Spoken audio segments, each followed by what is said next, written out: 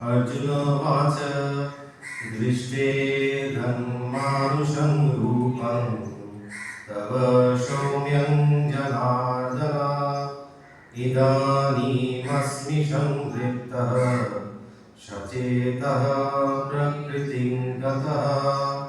अर्जुनोवाच दृष्टेऽधर्मानुषं रूपं तव सौम्यं जनार्दन इदानीमस्मि संवृत्तः सचेतः प्रकृतिं गतः। अर्जुनोवाच दृष्टेऽधर्मानुषं रूपं तवोषोमं जनार्दन इदानीमस्मि संवृत्तः सचेतः प्रकृतिं गतः। अर्जुनोवाच दृष्टवेदं मनुष्यं दृष्टेऽधर्मानुषं रूपं तव सौम्यं जनार्दन इदानीमस्मि संवृत्तः सचेतः प्रकृतिं गतः। এটা মাঝখানে এসে আমরা থামছি। পুরো শ্লোকটা দেখুন মাঝখানে প্রত্যেকটা দৃষ্টেऽধর্মানুষং রূপং তব সৌম্যং জনার্দন মাঝখানটাতে থামছি। अर्जुनोवाच दृष्टेदं मानुषं रूपं तव सौम्यं जनार्दन इदानीमस्मि संवृत्तः सचेतः प्रकृतिं गतः। অনলাইনে अर्जुन उवाच दृष्टेदं मनुषं रूपं तव सौम्यं जनार्दन इदानीमस्मि संवृत्तः सचेतः प्रकृतिं गतः। অর্জুন কি বলছে, এবার আমি আপনার এই সৌম্য রূপ দেখে দৃষ্টেদাম মানুষং রূপম, মানে হচ্ছে আপনার এই সৌম্য রূপ আর কি দেখে তব সৌম্যং জনার্দন, যে তোমার এই রূপ দেখে আমি ইদানীম অস্মি, মানে এখন আমি সংবৃত্ত, মানে আমি নিজের কম্পোজার ফিরে পেয়েছি, সচেতঃ প্রকৃতিং গতঃ, যে আমি নিজে প্রকৃতস্থ হয়েছি, যে আমি নিজে প্রসন্ন হয়ে প্রকৃতস্থ হয়েছি, যে এতক্ষণ আমার যেরকম একটা অস্থির এরকম ভয় লাগছিল সেইগুলো সব কেটে গেছে বা তোমার এই রূপ দেখে আমি স্বাভাবিক স্থিতি মনে ফেরত পেয়েছি। তখন এবার ভগবান কি বলছে, লাস্ট এখানে 4টে শ্লোক ভগবানের বলা, আর এই 4টে শ্লোক হচ্ছে আমাদের পরের অধ্যায়ে, সমস্ত ভগবদ্গীতার পরের অধ্যায় যেটা শুরু হয় সেটা লাস্টের শ্লোকগুলো দিয়ে বোঝা যায় যে কন্টিনিউটি একটা আছে, পরের অধ্যায়ে কি হবে সেটা ভগবান একটা আন্দাজ বলে দেয়, এবং নেক্সট অধ্যায়ের প্রথম শ্লোক যেগুলো হয় সেগুলো আগের অধ্যায় থেকে মানে লিঙ্ক থাকে, তো সেইগুলো আমাদের একটু বোধ করতে হবে, এই না যে এটার সাথে ওটা আলাদা। আজকাল আমরা বেশিরভাগ জায়গায় গীতা দেখি, ফেসবুক, ইনস্টাগ্রাম, ইউটিউব, এখন তো জ্ঞানী পণ্ডিতের অভাব নেই, হ্যাঁ, কিন্তু সবাই একখানা কোথাও থেকে শ্লোক নেই, সেটাও আবার ইংলিশে, তার মানে মাথা মুন্ডু কিছু আগে পরে বোঝে না, আগে পরে না বুঝলে আপনি একটা শ্লোক হঠাৎ করে পড়লে তার মানে বুঝতে পারবেন, আগে পরে বুঝতে হবে। তো এবার ইংলিশে ট্রান্সলেট করলে এগুলোর অর্ধেক মানে হারিয়ে যায়। আপনি যদি লিটারাল ট্রান্সলেশন করেন, যে একদম যদি অ্যাজ ইট ইজ ওয়ার্ডগুলো বসান, তাহলে মানে হারিয়ে যায়। তো জিনিসটার এসেন্সটা বুঝে ট্রান্সলেট করতে হয়। তো দেখুন এখানে যে কথা বলবে ভক্তি যোগের পরের চ্যাপ্টার আমাদের আসছে, যে সেটা এটা একটা প্রিলুড হয়ে থাকবে। শ্রী ভগবান উবাচ সুদূরদর্শমিদং রূপং দৃষ্টবানসি যন্মম দেবা অপ্যস্য রূপস্য নিত্যং দর্শনকাঙ্ক্ষিণঃ। শ্রী ভগবান উবাচ সুদূরদর্শমিদং রূপং দৃষ্টবানসি জন্মম দেবাপ্যস্য রূপস্য নিত্যং দর্শনকাঙ্ক্ষিণঃ। श्री भगवानुवाच सुदूरदर्शोमिदं रूपं রূপং দৃষ্টবা সুদূরদর্শন দর্শন নেই তো সুদূরদর্শন ইদং রূপং দৃষ্টবানসি জন্মং দেবা জন্মম দেবা আপশ্য রূপস্য নিত্যং দর্শন কাঙ্ক্ষিণঃ श्रीभगवानुवाच सुदुर्दर्शमिदं रूपं दृष्टवन् असि यन्मम দৃষ্টবান দেখুন আকার আছে দৃষ্টবানসি জন্মম देवा अप्यास्य रूपस्य नित्यं কাঙ্ক্ষিণঃ মানে আকাঙ্ক্ষা করে এই দর্শনের श्रीभगवानुवाच सुदुर्दर्शमिदं रूपं दृष्टवानसि जन्मं देवा अपश्य रूपस्य नित्यं दर्शनकाङ्क्षिणः পার্থ বলো श्रीभगवान् उवाच স্বর তখন স্বর আছে একটা বস্তু सुदुर्दर्शमिदं रूपं दृष्टवानसि जन्मं देवा अपस्य रूपस्य नित्यं दर्शनकाङ्क्षिणः এখন অনেকগুলো বিচার করা হয়ে গেছে তো এবার প্রোনাউন্সিয়েশন গুলোতে জোর দিতে হবে ঠিকঠাক আসতে হবে প্রোনাউন্সিয়েশন তো ভগবান কি বলছে সুদূরদর্শন নিদম রূপম যে আমার এই রূপ হচ্ছে যে এরকম ভেরি রেয়ার এরকম রূপ আমার সবাই দেখতে পায় না ভগবান কি বলেন তুমি আমার যে চতুর্ভুজ রূপ দর্শন করছো তার দর্শন পাওয়া বড়ই দুর্লভ এই রূপ আমার কেউ দেখতে পায় না সুদূরদর্শন নিদম রূপম দৃশ্যবান আছে জন্ম তুমি এটা দেখো এখন যেটা তুমি দেখছো সেটা দেখো অত্যন্ত দুর্লভ দেবতাগণ সর্বদা এই রূপের দর্শন পাচ্ছে পিসি বলবে তোমার বারবার সেটাতে যে দেবতারাও আমার এই রূপ দেখার জন্য সারাক্ষণ এই আকাঙ্ক্ষা করে বসে থাকে দেবতা দেব অপ্যস্য রূপস্য নিত্য দর্শন কাঙ্ক্ষিণা যে আমার এই রূপ দেখার জন্য দেবতারাও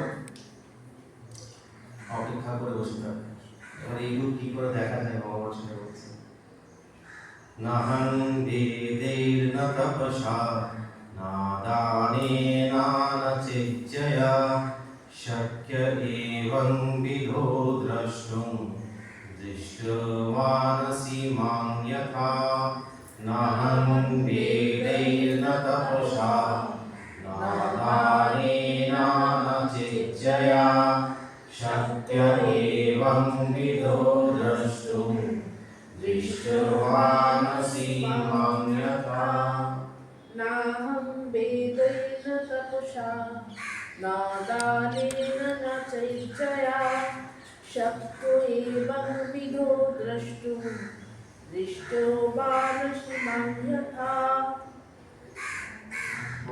नाहं वेदैर्न तपस्सना नाहं वेदैर्न तपसा दानेन च चेज्जया शक्य एवं विदो दृष्ट्वा दृष्टवानसि मां यथा नाहं वेदैर्न तपसा न दानेन न चेज्जया शक्य एवं विदो द्रष्टुं दृष्टवानसि मां यथा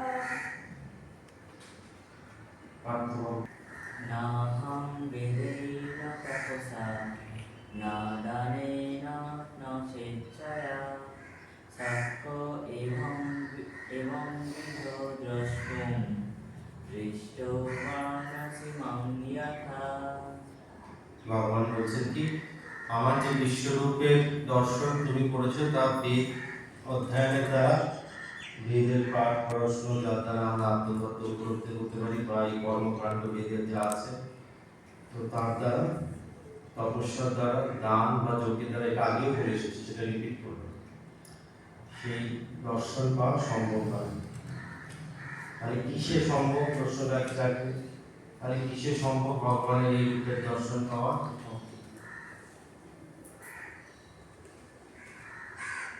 এই প্রথম আজকে যেটা আমরা বললাম 48 শ্লোকেই একই কথা বলেছে, না বেদ যজ্ঞ ধ্যানে না দানে না চ ক্রিয়াভি না তপোভি রূপে এবং রূপ শক্তি আহঙ্গি লোকে দ্রষ্টুম তদানে না পুরুষভি। মানে এটা কি ভগবান ফোকাস করতে চাইছে, মানে এই সমস্ত সাধনা যেগুলো আমরা করি এইগুলোর একটা লিমিট অবধি ইয়ে আছে, একটা লিমিট অবধি এগুলোর পথ আছে বলতে পারি আমরা, একটা লিমিট অবধি এগুলো আমাদের নিয়ে যেতে পারে, যে আমাদের অভ্যাস দূর করতে পারে, যে আমাদের যে অভ্যাস হয়ে আছে যে আমরা এই শরীর, আমরা এই মন, সেই যে রং আন্ডারস্ট্যান্ডিং, অভ্যাস মানে কি রং আন্ডারস্ট্যান্ডিং, হ্যাঁ সেটা দূর করতে পারে। কিন্তু আমাদেরকে ঈশ্বর তত্ত্বের সাথে একাত্ম করতে পারে না, একাত্ম করার উপায় কি, যার জন্য এইগুলো আমাদের আত্মশুদ্ধির জন্য কাজ দেয়। এই যে আমরা ধ্যান প্রাণায়াম পড়াশুনো এই সারাদিন, তাহলে আমরা এর মধ্যে থাকবো কেন? কারণ এর মধ্যে না থাকলে আমরা যেটা এখন ভগবান বলছে সেটা তো প্রাপ্ত করতেই পারবো না, এটা প্রিরিকুইজিট। এর মানে এই না যে এগুলো ছেড়ে দিতে হবে, হ্যাঁ এখানে গুগল গুরু আর জ্যান্ত গুরুর পার্থক্য আছে। যে গুগলে পড়লে মনে হবে যে এগুলো শুধু পড়লাম আলাদা আলাদা কথা, আর এগুলোর কোনো মূল্য নেই, এগুলো ছেড়ে দিই, তাহলে আমি যা ইচ্ছে তাই করছি, পার্টিতে যাচ্ছি, বারে যাচ্ছি, সব কিছু করছি, কিন্তু আমি তো ভগবানকে পেয়েই যাবো। এখন ভগবান নিজেই বলেছে এগুলোর কোনো মূল্য নেই, কিন্তু তা না, ভগবানের প্রাপ্তিরও অনেকগুলো লেভেল আছে। আজকে আপনি যে এবিসিডি বইটা পড়ে এসেছিলেন সেটার আপনার কাছে এখন কোনো মূল্য নেই, কারণ আপনি এখন পাস করে বেরিয়ে গেছেন, গ্রাজুয়েট হয়ে গেছেন, এমএ হয়ে গেছেন, ডক্টরেট হয়ে গেছেন, এখন আর আপনার কাছে ওটার কি মূল্য, তাই না? কিন্তু ওটার তখন মূল্য ছিল। আপনি যদি ওটার কোনো মূল্য নেই বলে মূর্খ কেউ ভাবলে যে আমি পড়াশোনাই করবো, তা না। এই সাধনা প্রত্যেকটার, বেদ অধ্যয়নের প্রত্যেকটারই প্রয়োজন আছে, তাহলে এইটা হবে যেটা এখন ভগবান বলছে, জন্ম জন্মান্তর যদি সাধনা করতে পারি তাহলে এটা হবে যার দ্বারা আমরা ঈশ্বরের সাথে একাত্ম হতে পারবো বা ঈশ্বরের দর্শন পেতে পারবো। কে পাবে প্রশ্ন হচ্ছে, তাহলে কি করতে হবে? যে সব ভগবান তো এইদিকে আমরা যেগুলোকে পথ ভেবে আসছি, ভগবান এইগুলোকে না করে দিলেন, তারপরে তাহলে কি পথ বলছে? ভক্ত্বা ত্বানন্যয়া শক্য অহমেবং বিধুর্জুন জ্ঞাতুং দ্রষ্টুং চ তত্তেন প্রবেষ্টুং চ পরন্তপ।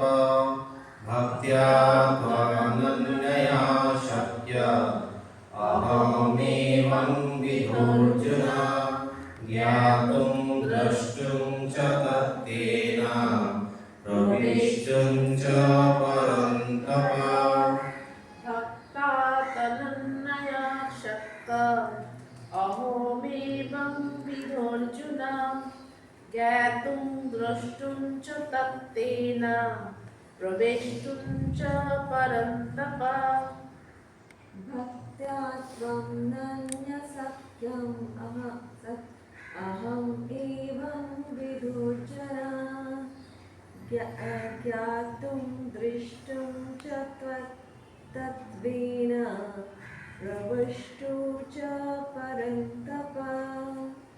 भक्त्या तनन्यया शक्य अहम् एवं विदुर्जना ज्ञातुं द्रष्टुं च तत्तेन प्रवेष्टुं च परन्तप। অনলাইনে ভক্ত্যা তনন্যয়া শক্তো অহমেবং বিধর্জুন জ্ঞাতুং দ্রষ্টুং চ তত্তেন প্রবেষ্টুং চ পরন্তপ। তখন ভগবান কি বলছে যে তাহলে কিসের দ্বারা সম্ভব? আমরা আগে একটা শ্লোক পড়েছিলাম না, অনন্যা চিন্তায়ন্ত মাম যেজন পর্যুপাসতে তেষামিত্যভিযুক্তানাম যোগক্ষেমা বহামি। তো অনন্য ভক্তির কথা ভগবান বলছে, যে অনন্য ভক্তির কথা আগেও বলে এসেছে, পরেও বলবে। তারপর কি বলছে? ভক্ত্যা অথবা অনন্যয়া শক্য, যে অনন্য ভক্ত আমার আছে, যাদের মধ্যে অনন্য ভক্তি আছে তাদের জন্যই এটা সম্ভব। তো কিরকম? জ্ঞাতুং দ্রষ্টুং চ, যে আমাকে জানা, দেখা এবং তত্ত্বে না তত্ত্বরূপে আমাকে অনুভব করা। এই ঈশ্বর তত্ত্বরূপে তাকে অনুভব করা, প্রবিষ্ট আমার সাথে একাত্ম হয়ে যাবে। এটা তাদের জন্যই সম্ভব যারা হচ্ছে কি একনিষ্ঠ অনন্য ভক্ত। এবার ভক্তি বলতে কি, আমরা হচ্ছে যে ভক্তি বলতে আমরা বলি খুব ভক্ত, ও খুব ভক্ত, নাকের উপরে একটা বড় তিলক কেটে আছে, গলায় তুলসী মালা দিয়ে আছে, ঠাকুরকে খুব বড় বড় করে পুজো করছে, ফুল দিচ্ছে, ভগবান বলছে তা কিন্তু নয়। ভগবান বলছে সেটা ভক্তির বহিরঙ্গ, যেটা ভক্তির বহিরঙ্গ। সেখান থেকে যদি আমরা অন্তরঙ্গে না পৌঁছাতে পারি, আপনারা যখন স্কুলে যেতেন, স্কুলের একটা ইউনিফর্ম ছিল, জলের বোতল ছিল, টিফিন ছিল, ব্যাগ ছিল, সেগুলো পড়াশোনার শিক্ষার বহিরঙ্গ। তার থেকে যদি শিক্ষাটা অর্জন না করতে পারি, তাহলে আর সেই স্কুলে যাওয়ার কোনো মানে হয়েছে? তো এইগুলো আমরা যেগুলো করি বাইরের বাহ্যিক পূজায়, যেটাকে বলে হচ্ছে কি অধমাধমের পুজো, আজকে যেটা হচ্ছে কি ধমাধমের পূজা, এবং শাস্ত্রে এটা নিন্দাই করেছে। এটা ঠিক আছে বেসিক লেভেলের জন্য, ঠিক আছে যে খুব বাইরের আড়ম্বর করে আজকাল রাস্তায় পুজো হচ্ছে, বিশাল খাওয়া দাওয়া হচ্ছে, মাইক পাচ্ছে, এগুলো হচ্ছে অধমাধমের পুজো। যে অধমেরও অধম, যে এমনি বুঝতে পারবে না ভগবানকে তত্ত্বরূপে, যার মধ্যে অনন্য ভক্তি নেই, বুঝতে পারবে না, তার জন্য এত কিছু করে ভাগ বাজিয়ে ঢোল বাজিয়ে তাকে ডেকে আনতে হচ্ছে, এই করছে, তাই না? সহজে যার ভিতরে ঈশ্বর প্রীতি আছে তাকে এত কিছু করে করতে হবে, তাকে এত কিছু করতে, সহজ ঈশ্বর প্রীতি যাতে আমাদের জন্মায়, তার জন্য আমাদের সমস্ত এই যে অধ্যয়ন, তপস্যা, ক্রিয়া, এগুলো সমস্ত আগে জন্ম জন্মান্তরে করে আসলে জন্মে জন্মাবে সহজ ঈশ্বর প্রীতি। এবার ভগবান অনন্য ভক্তের কি পরিভাষা দিচ্ছে, অনন্য ভক্ত কিরকম, লাস্ট শ্লোক, এবং এটা নেক্সট চ্যাপ্টারের মানে প্রিলুড আমরা ধরে নিতে পারি। নেক্সট চ্যাপ্টার মত কর্ম কৃন মত পরমো মত ভক্তা সঙ্গ বর্জিতঃ নির্বৈরঃ সর্বভূতেষু ইয়ঃ স মামেতি পাণ্ডব মত কর্ম কৃন মত পরমো মত ভক্তঃ সঙ্গ বর্জিতঃ নির্বৈরঃ সর্বভূতেষু ইয়ঃ স মামেতি পাণ্ডব। মৎকর্ম কৃন্মৎ পরমো মদ্ভক্তঃ সঙ্গবর্জিতঃ নির্বৈরঃ সর্বভূতেষু ইয়ঃ স মামেতি পাণ্ডব। কৃন মত কর্ম কৃন মত পরমো মত ভক্তঃ সংগবর্জিতঃ निर्वैरः सर्वभूतेषु यश ममेति पाण्डवा। मत्कर्म कृन्मत्परमो मद्भक्तं सङ्गवर्जितः निर्वैरः सर्वभूतेषु यः स मामेति पाण्डवः। মৎকর্ম কৃন্মৎপরম মদ্ভক্ত সঙ্গবর্জিতঃ নির্বৈরঃ সর্বভূতেষু ইয়ঃ স মামেতি পাণ্ডব। এবার চ্যাপ্টারের প্রথমে ফেরত যান, 4 শ্লোক 4 দেখুন, 4 নম্বর শ্লোক।